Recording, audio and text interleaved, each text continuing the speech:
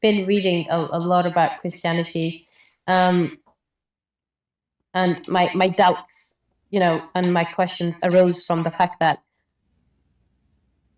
this is maybe presumptuous to say, and maybe a bit too forward to say, but I had a dream, and that's what sparked my questioning. Aside from that, I don't think I would have ever moved from a position where I was. I think I would have lived my entire life not questioning anything. So it sparked me to read, but then I've been conflicted. So personally, it's easier for me to stay as a Muslim because my whole community is Muslim. And, so I won't have to change anything. I won't, so for me, that's, but I have read, the Old Testament and parts of the New Testament, and from what I see, it's lovely is an understatement. Profound is probably the closest thing that I could say. It's certainly different to the Quran in terms of the way it reads. It's certainly the messagings are aside from the Old Testament, the New Testament is very, very beautiful, if I can use that word, to say it has some really lovely messagings, and that I think, oh wow, I don't know who this guy is. I don't know who wrote this, but there's some truth in it. There's some harsh truths too. But I've accepted the Quran for so long, and that I've chosen to live my life like that for so long. It's hard for me to make a detour and declare something that is other than what I was brought up into. And I get the message of Christ. I get it. It hits me quite deeply. Maybe that's why I feel the need to ask questions from people outside of my faith and outside of my community, because I need to hear a different voice. Well, Amina, you heard the voice of Jesus then, if you saw a dream, not my voice. So no, wouldn't you answer Christ if he called you in a dream? What are you waiting for? I mean, now you know Muhammad is false. Now you are convinced he is not the one to follow. Now we have all the proofs we needed to know. And you agree that the Messiah is amazing. And even the Old Testament, by the way, you see, the Old Testament is a book of history, not only a book of God. And because you are reading about history, and history of man is ugly. It's not the history of God is ugly. The history of the man is ugly. So the Old Testament is a book of history of the man with God. And history always ugly. But it's not the Old Testament, it's ugly. It is the man. The man who did all kind of sin, all kind of filth. So God never changed. God is always beautiful. Man is always bad. And if we are not bad and we need the good God to save us, then why even the Messiah will come to us? This is why we call him the Savior. Because we need to be saved, not because we are saved. If we are saved, he will not come. There is no need. And God will not send a prophet. He will not send books. We will not teach. We will not do anything. We are saved. But this is not the scenario.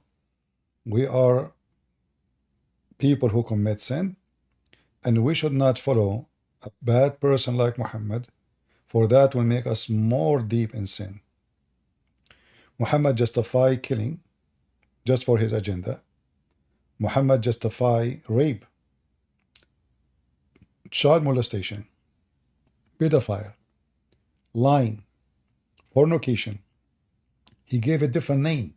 So now fornication become muta, prostitution become muta. But we know that you pay a woman money to have sex with her. This cannot be called marriage. So Muhammad is satanic. He just gave different name for the same crime Satan he wanted us to do, in order to manipulate the truth and make the evil look good and the good look evil. When Muhammad campaigned, they said to him, shall we do what the same as the Christian do? They don't get married like the monk. He said, no, my religion is the religion of ifing. This is what Muhammad is, sunnatin nikah. You know, the Muslim, I don't know if you heard the Muslim arguing that Christian prince is lying, because a Christian prince, he said the word nikah mean to if. Do you think I'm lying when I say that? I am skeptical about that because I've heard you say it, but I find that hard to believe more than I don't believe you. I think it's just not that I'm saying you're lying, and it's not because I'm afraid of insulting you. It's just more so I find that hard to believe that that's what nikah means, because it's meant to be so beautiful. You know, when your friend gets her nikah done, it's like, oh, that's so amazing, my best friend. Or My sister, you know, if you use a male name, go to chat room and say, hey guys, I want to do nikah, they will bounce you right away. If the word nikah, you know, once I have a guy, he argued with me. He said, you are lying. He don't speak Arabic. So I said, okay, go to the Arabic section in Paltalk. Type in the chat, Assalamu alaikum, I'm here to do nikah. If the word nikah means marriage, they should not be angry. Correct? yeah. I want to get married. Nobody should get angry. So what? You want to get married? He didn't say anything wrong. Right away, they start saying the F word to him. You know, I mean, they bounce him. I mean, he came to me. He says, you are right. You know, I mean, I don't know that. This is the word. Let me show you. Your prophet, he said, when your wife, let us see here. Do you know how the word nikah written in Arabic? No, I don't know how to write Arabic, but I do know Well, how this to is write the it. word. This is the word nikah. Here we go. I will highlight it for you on the screen. You see it? Yeah. All right. Okay. All right. Here it says, this is the Muslim translation. The Jews used not to eat with women during her menstruation period. The Jews, they stay away from their women when they have menstruation, so they will not bother them. He said, do everything with them except nikah. What the translation for nikah here? Sexual intercourse. Exactly. So how nikah is getting married, and here it is sexual intercourse. You see, here it says if'alu, huh? Yeah. If you read here, Could it have like a dual meaning? You know, like one word could mean different things. it could, but nikah always mean physically, physical intercourse, not marriage. The word marriage, you see, nikah, as all Arabic words have many meaning, but always have one meaning. It is two things getting inside each other. So they say, tanakahatul ashjar, but the trees doing nikah. But does that mean they are doing sex? No. The branches of the trees, like there's two trees next to each other, and the wind is shaking them, so there's nikah. A branch from this tree is going through other branches in that tree. That is nikah. So yes, the word nikah have many meaning, but the word nikah, when you use it for a female, you know, it is about having intercourse. That's why Muhammad says, do everything except nikah. So if nikah mean this, I mean, okay, so if nikah, it's possible, let us say for the sake of argument, nikah used as two meaning, marriage and intercourse. But in Arabic, we have the word marriage. Why want to use nikah? As long we know it means intercourse, why I want to use, imagine I go to a man, I say to him, I want to do nikah to your daughter. Nobody will use it. They say, oh, أريد أن أتزوج, I want to marry. Nobody use the word nikah because nikah is a filthy word. You know? Right. That's quite interesting. As an example, you know, when there's a verse in the Quran, if a Muslim woman, she divorced her husband, divorced her 3 times, Yeah. what she should do? Yeah, she needs to, you know, get married to another person. I've seen it happen. All right. So imagine now, we have a woman, she got divorced, and now this woman, she can't get back to her husband unless she do nikah to the husband. He's husband, But what she need to do? Nikah. So look what the Quran says. If he divorce her, she will not be lawful for him until she do tankah zawjan, until she do nikah to the new husband. Not marry his husband now, his husband, you know? But if the word nikah mean marriage, so we do not need to say the word zawj. Zawj mean husband. So tankah is the verb of saying doing it, intercourse, to a new husband. To prove this, as usual, we don't say things without proof. If you go in the hadith right now, you can do that yourself. You can go to sahih.sunnah.com and type the word in English, greener. Greener. It's about a woman, her husband did beat her. Oh, yeah. Why he did beat her? This woman, she was divorced by her husband. She said to herself, okay, the prophet, he said, I cannot go back to my husband unless I marry a new husband. So she did marry a new husband, but she didn't want to sleep with him. So the man, he did beat her. What Muhammad, he said to her, you should know that you cannot go back to your previous husband unless you do nikah until he tastes your orgasm.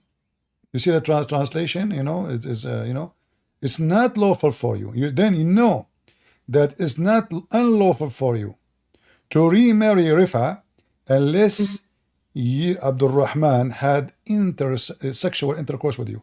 What is the word here? Nikah. حتى تنكح زوجا غيره, until she do boom boom with a new husband.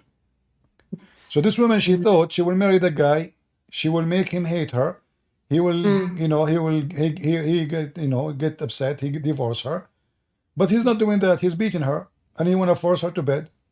She came to Muhammad asking him to be lawful. Look, he did beat me, he made my skin greener.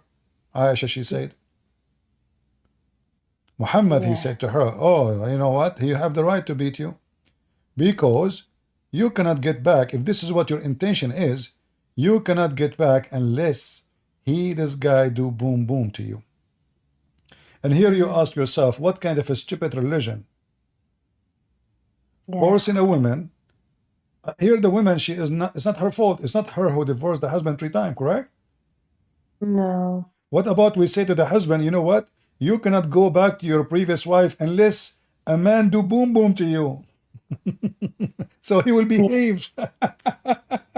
So now what we do, we force the poor woman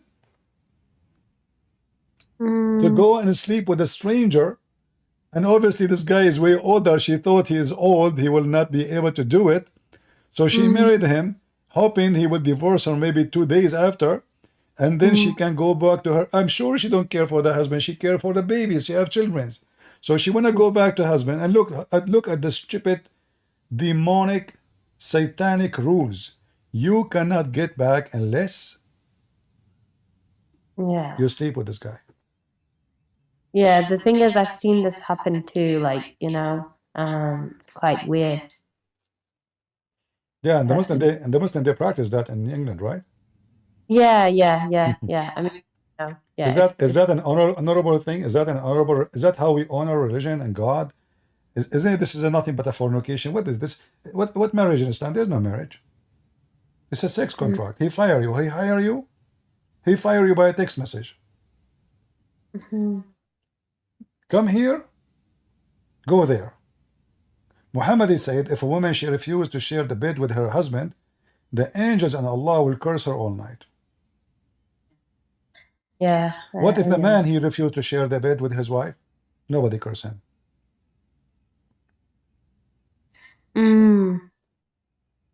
Yeah, as an example, if you go in the Quran, you know, the chapter 4, speaking about beating women, chapter 4, verse number 34. And the word there is, the reason to beat them is nushud. So what is the reason to beat them? Nushudahun. What is nushudahun? If you feel they are not too much obedience, they are not toys, sex toys, you say to her, make a tea, she don't go right away to the kitchen to do it. But look, the hypocrite Muhammad. If the man he did this, do you see my screen?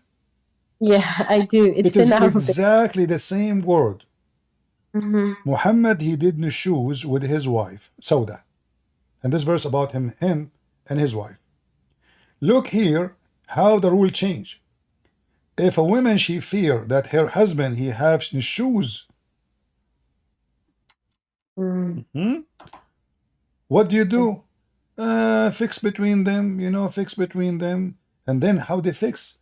Aisha, she made agreement with Sauda.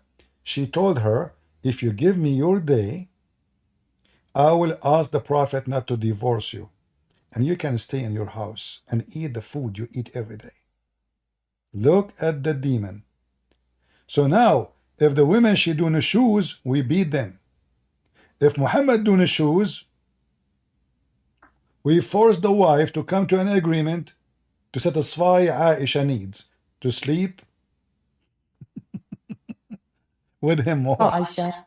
Aisha, she is not interested, by the way, in sleeping with Muhammad. She is interested to receive more gifts. You know, Muhammad, when Aisha, because she is controlling Muhammad, even though she is a kid, but obviously she is evil. So the daughter, the wives of Muhammad, they ask Muhammad to be fair. Why? Because simply all the gifts, they come to Aisha house only. No gift can come to the houses of the wives. So the wives of Muhammad, they ask Muhammad to be fair. Be fair and let us all receive gifts. Aisha, she forbade any family, any Arab person, any Muslim to give gifts unless Muhammad is in her house. This is why she is asking for a day of Sauda exchange, and she said, if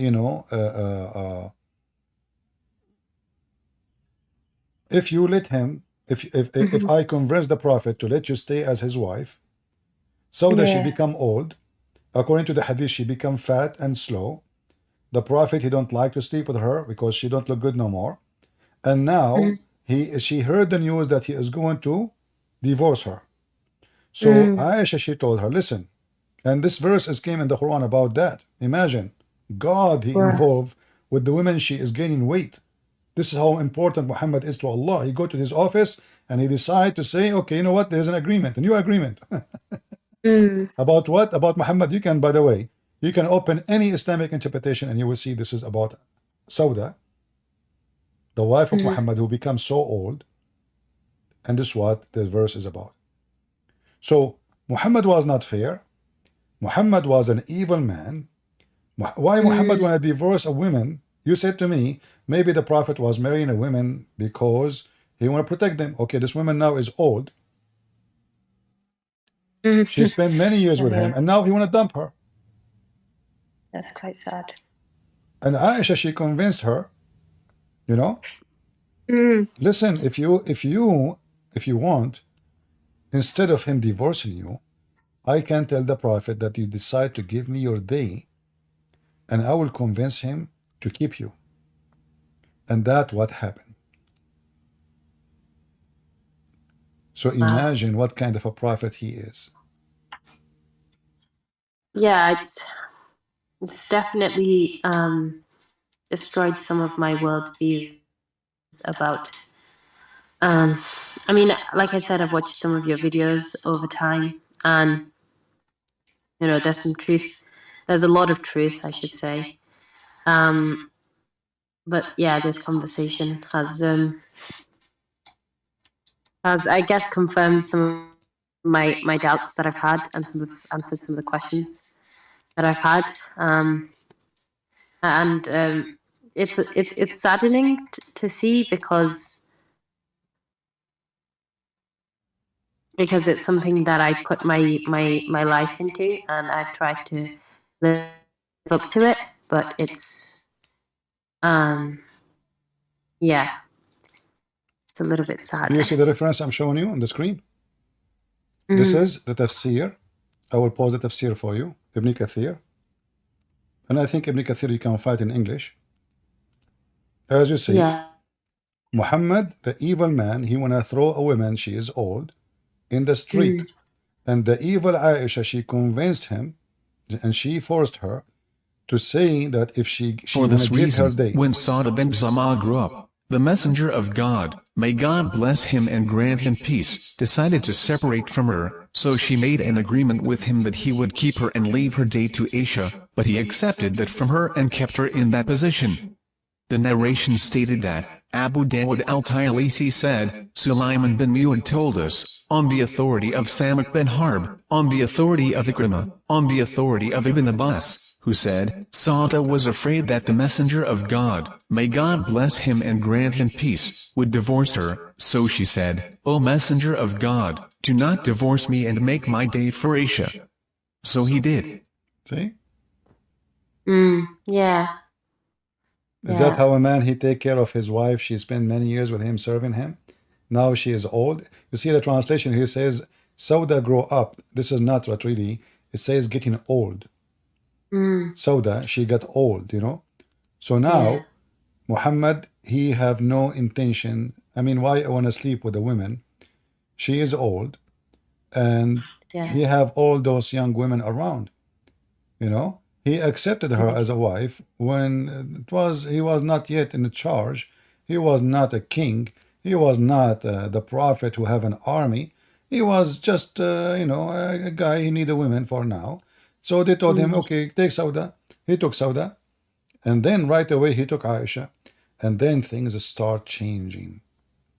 You know? Yeah, this is an evil man. This is an evil man, you know. And what kind of God? He make a verse about this. What is this? You know, what kind of God? This is not about God, you know. You see, Aisha, she said. But wouldn't you?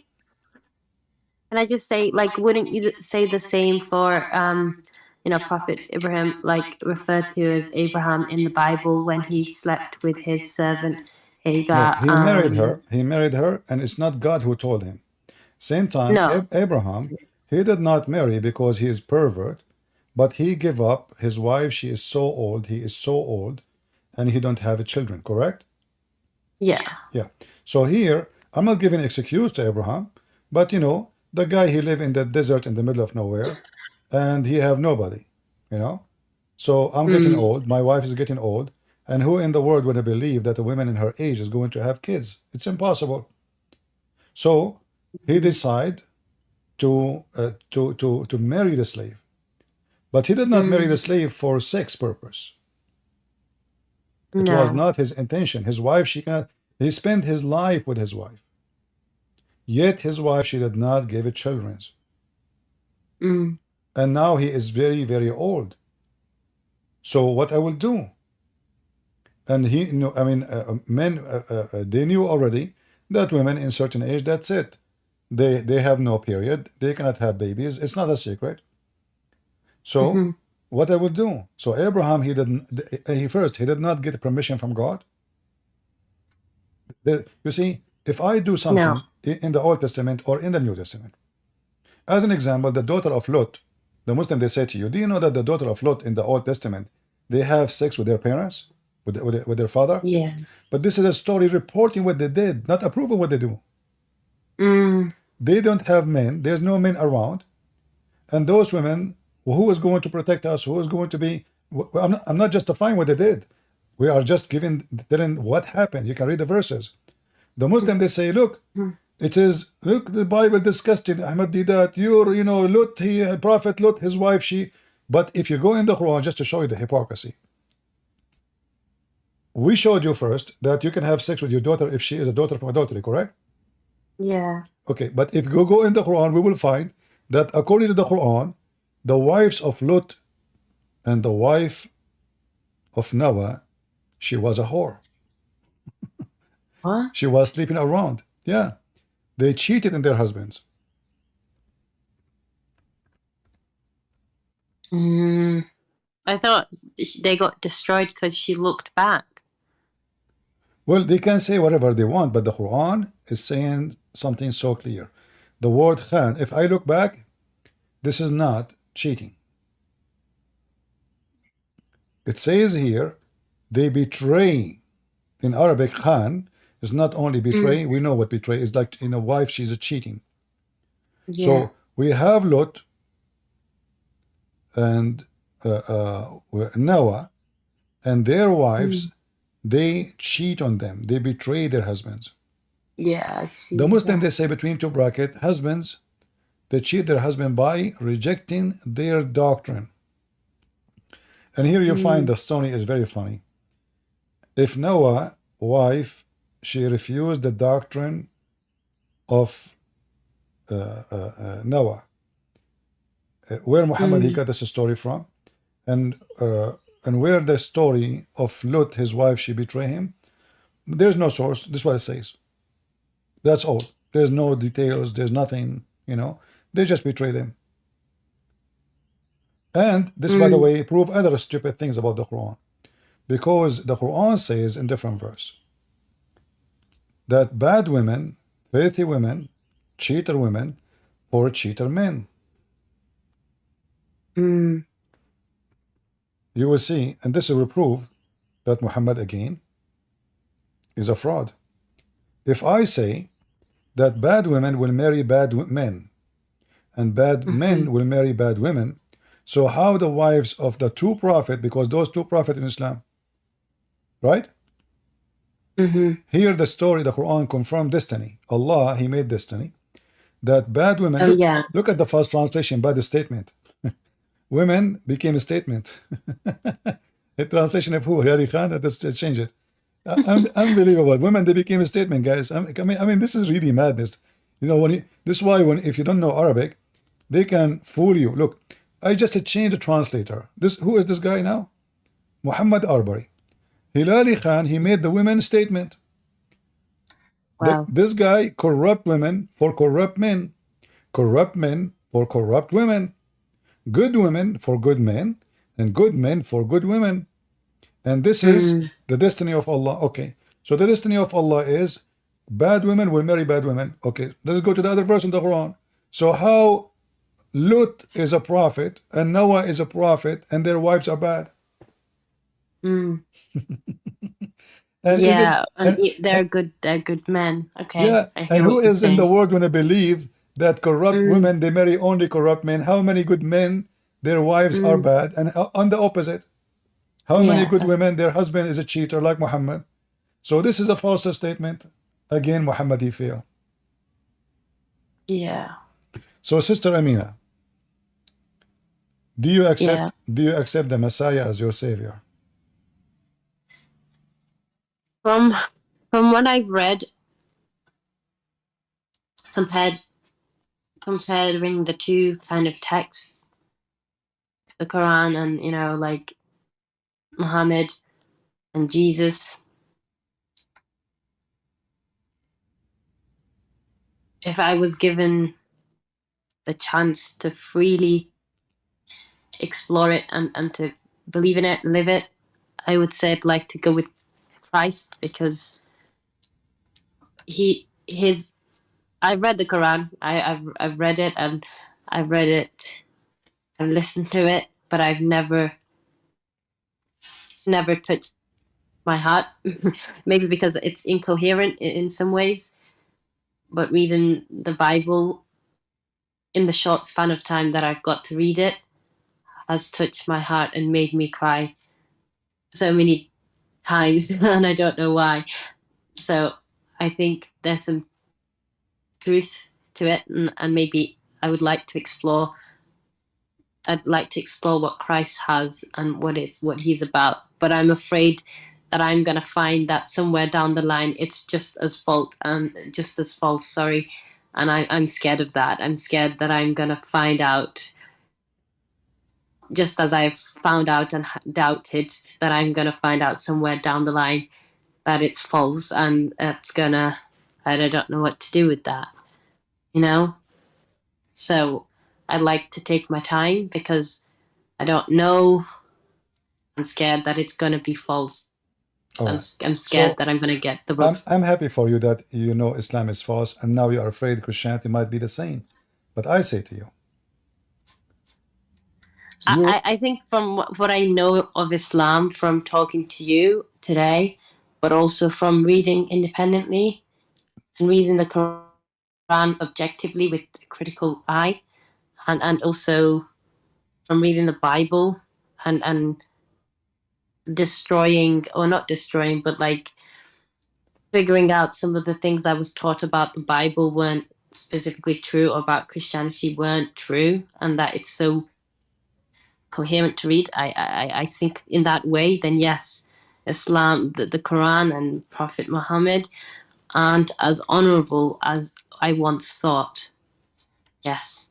Absolutely, they are false. There's no honor in Muhammad, neither his God. Because obviously, even Aisha, she said, Inni ara rabbuka yusari'u ila hawaka ya Muhammad. I see that your prophet, your God, Allah, Muhammad, Aisha, she said, he rushed into your desire. Aisha, she is not a fool. And she noticed that Allah is not God. He is just, a toy. Muhammad he used to justify his desires, including money desire, sexual desire, and all kind of filthy stuff. Muhammad he is living. When Aisha she said, and she noticed that your God he rush into your desire. If Aisha she is the most close person to Muhammad, who knows Muhammad more than Aisha then? The Muslim they say nobody knows the Prophet as Aisha. Inni ara rabbuka yusari'u ila hawaka ya Muhammad. Here you see the word hawak is not just desire. Hawa is lust. So it seems to me that your Lord, what he do? He jump to satisfy your sexual need. Women, they are offering themselves to the messenger. Why? Because Muhammad in the Quran, he made a verse. Any believing woman, she offer herself to the Prophet so he can F her. Aisha now she noticed that the God, he make verses for the penis of Muhammad. Specific verses. And this is telling you that Aisha, she was not, at least in this point now, she is out of Islam. She noticed. We will find that Aisha in different place, she said to Muhammad, you who claim to be the messenger of Allah, you claim, Aisha she said. And then Abu Bakr, he did beat Aisha for saying that. So Aisha, she knew, Amina, today you knew Muhammad is a fraud. And I hope you will call me soon and you will accept the Messiah as your savior, and I will be happy to explain to you more. Yeah, I feel like I've taken a lot of your time, and it is almost 1 a.m. No, you see, the only reason I don't come online if I lose my voice. Honest to Oh, God. fair. If I get tired, my voice, I can't speak no more. So okay, what I can do? I mean, I have limitation of how many hours I can speak. Otherwise, I will be happy to serve people, to make them see the truth, and the truth will set them free. And I pray that God will send me every day many Amina like you, so we can invite them to Jesus, and they can have a beautiful life, a life of dignity.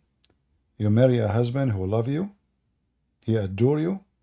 You do not need to lie to you, and you do not need to lie to him. He will not look to any other women.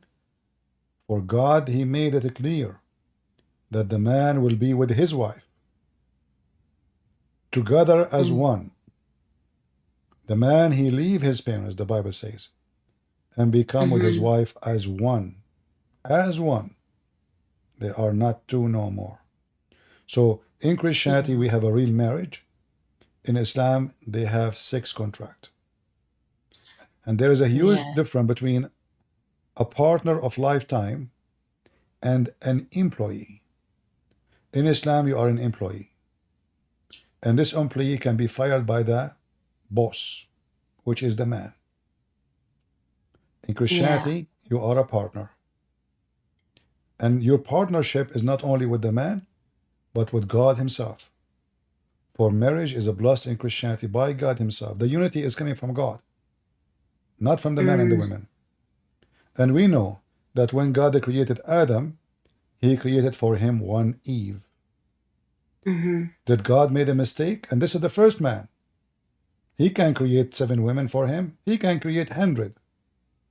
But it was enough for Adam. It was enough for Eve. So why it cannot be enough for me? Am I an animal? Am I a wolf? I am a monkey, maybe jumping from female to female? You remind me, by the way. Do you have a zoo in UK? Of course, yeah, quite. Okay, I want you to go and visit some Muslims there. What? Some Muslims, because according to the Muhammad, monkeys are Muslims.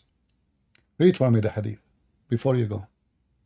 Okay, during the pre-Islamic period of ignorance, I saw a she monkey surrounded by a number of monkeys. They were all stoning it because it had committed illegal sexual intercourse. I too stoned it along with them. So I want you to go to the zoo and have a sign in your hand says, "Death to the female monkey who cheated her husband." You know, she is a bad Muslim female monkey. Yeah, I think that this is a religion of God. I mean, what is this? I mean, monkey committed it. So now the monkeys are Muslims and they are practicing the stoning to death and the laws of Moses and Sharia law. What the heck is that? I mean, monkeys, they have sex with their mommy and their daddy and their children. What is this? She have illegal? Are you sure? Well, I guess we got to tell the zookeepers to, to arrest the monkeys. And since then, I promised I will never marry a monkey. I cannot trust them no more, Yeah. I don't think you could either. It's called bestiality. I think that's illegal, Unbelievable. I hope Darwin, he will not see this hadith. He will use it for his theory, Yeah. Yeah, that's true. He would have used it. He will put it in his book. He will say to support his argument. Yeah, we have a proof. And by the way, your prophet, he is a Darwinist. Do you know that? Yeah, well, yeah, I mean, with this text over here. No. In the Quran, it says Allah, he cursed the Jews and he made them pigs and monkeys.